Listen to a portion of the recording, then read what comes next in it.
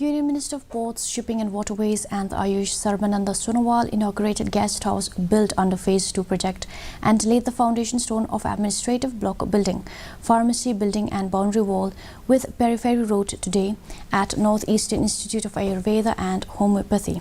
Speaking at the program, the Union Minister said that the footfall in OPD is encouraging and it creates a confidence among the common masses.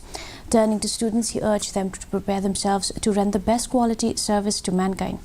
The Union Minister said that the students should be proud that they are studying the traditional systems of medicines and that they are to be devoted to promote the system. The Union Minister envisions NAIA to be part of the medical value travel tourism and envisions the institution to be one of the flagship institutions in the country.